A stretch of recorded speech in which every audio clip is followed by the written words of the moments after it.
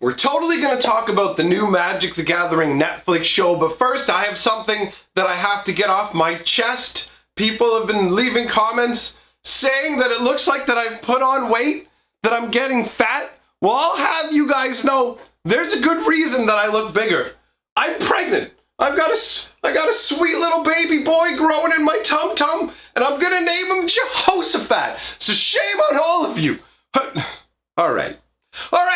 I'm fat. I'm not the magic historian anymore. I'm the magic fat historian. I need to take a good look in the mirror at myself, and there's no reflection. Am I a vampire? Am I a fat vampire? Oh.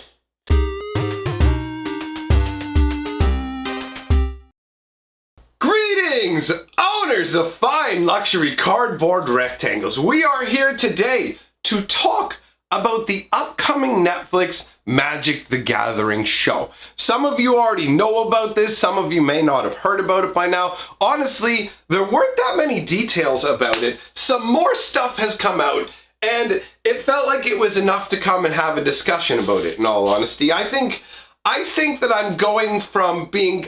Originally, I viewed the concept, especially on the heels of the War of the Spark novel, which was the worst thing ever written. Anyways, on the heels of that book, I was like, okay, I don't know about Wizards' storytelling capabilities because I just don't know. The whole thing was left in jeopardy in terms of, is Magic lore donezo? Is it done? So we've got this Netflix show, and it's going to be animated. So you have people wondering, okay, is this going to be a kid show?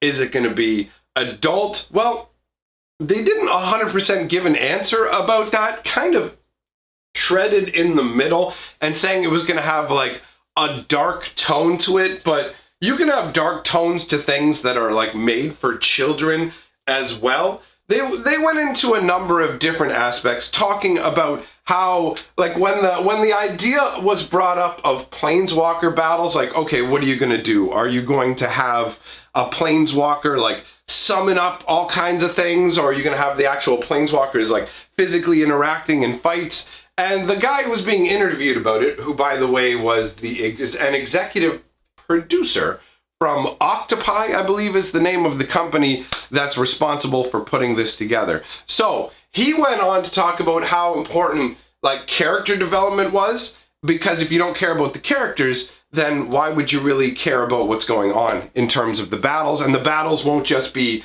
something that's shoved into the show, just kind of like, we'll just throw it in there. So that's the vibe that I got. So that was promising, because obviously character development is something that's really important. It's genuinely true. If you don't care about the characters, if the characters aren't interesting and feel very two-dimensional, it's a lot harder to connect with them. So that sort of thing seems excellent to me. They talked about the different types of magic and how it'll be represented in different ways, because every planeswalker is unique. They'll have their own, like, magic will work for them in their own particular way, I guess, with the effects, which I actually really like the idea of. I like different planeswalkers having their own kind of stylized magical effects. Instead of everybody casting a spell, it's like, okay, here's a chunk of like blue fire in my hand, and everybody does it blue fire or whatever. It's like each person, like Lilianica course with necrotic style energy. That sort of thing conceptually is very interesting to me. So I'm curious as to how they're going to go about executing that. I mean, execution's going to be a big thing, because here's one of the things I have reservations about. The fact that it is a 3D venture. So it's animation, but it's not two-dimensional, it's three-dimensional. And depending on the style, for me, that may be somewhat of a turnoff, where it's like, it depends.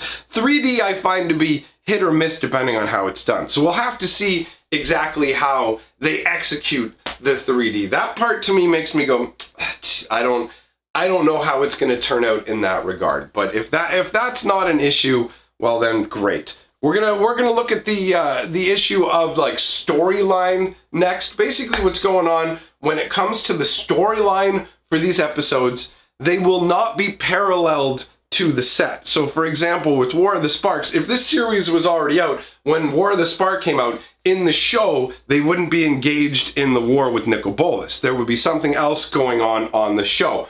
But they will be using established characters that we're familiar with from Magic the Gathering. Now, they didn't specify exactly what that meant, so I don't know if that means like familiar Gatewatch level or familiar Angrath level, where it's like, I know about you, you've shown up a couple times versus the recurring Gatewatch. I think that it's most likely going to be the Gatewatch. I expect that it'll be members of the Gatewatch most likely.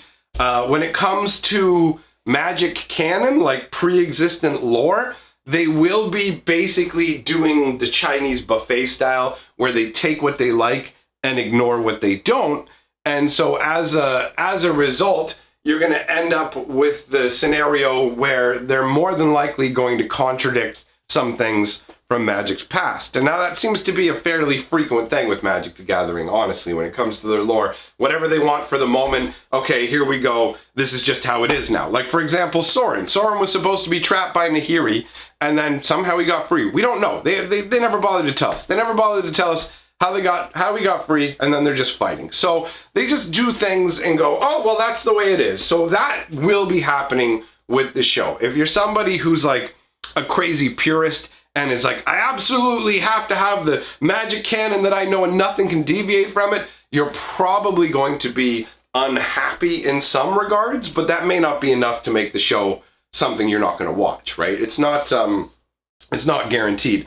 I don't know. For me, it's not as big a deal, in all honesty. It's like, okay, whatever. You want to tell your stories. This is your first time doing it's like a TV show, right? This is the first time that Magic's been in a TV show or movie format, whatever way you want to look at it. Either way, it's the first time it's been in that kind of setup. So the only history that Wizards of the Coast has with trying to make movies was like the Dungeons and Dragons movies, and those flopped. So this Magic series they really want it to succeed, right? This is going to be a portal to get people into Arena and Magic the Gathering. They're going to tell stories about characters that we know. They're also saying they're not going to get too bogged down in the lore because they want the show to be accessible for everybody. They want people who don't play Magic and don't know about Magic the Gathering to watch the show and get interested in the game. That is one of their stated goals. So I honestly there's a part of me that gets the vibe that we might be looking at something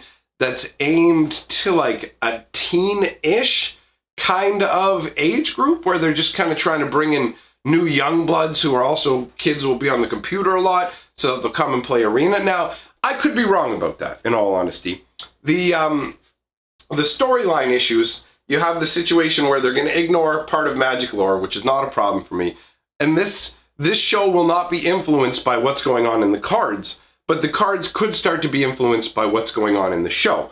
There apparently have been talks between Octopi and Wizards of the Coast about, depending on how things go, that the characters or whatever location spells, cards in Magic the Gathering could start to use the specific setup from the show.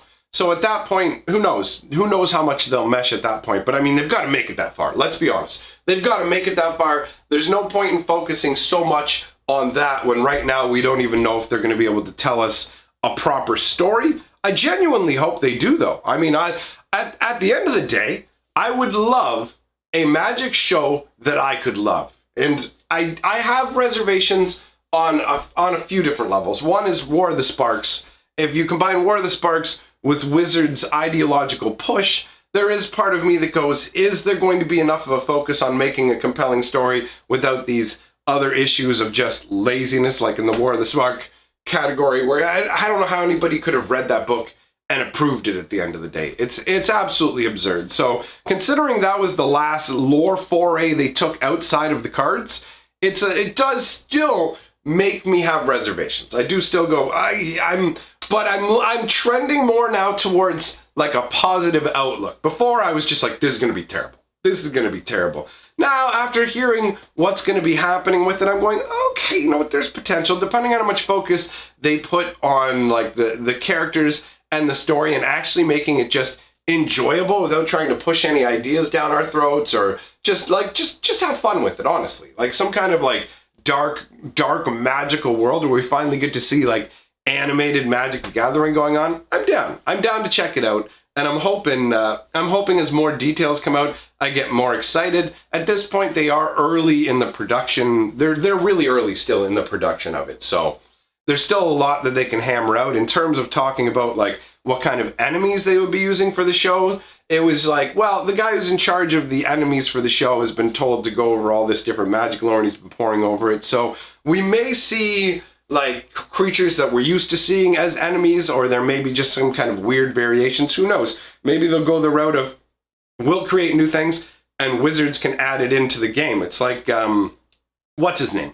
Davriel. Davriel from War of the Spark actually came from an independent story written by Sanderson. That story was great, and Davriel's now part of the game, and it's great to enjoy a cool planeswalker that was created by somebody outside of Wizards of the Coast. So this show may actually lead us to have new and interesting characters in the game, which to me is a pretty exciting prospect because I'm a big fan of lore and story. It's one of the things I love most about Magic is the flavor of it. That's what it is for me at the end of the day.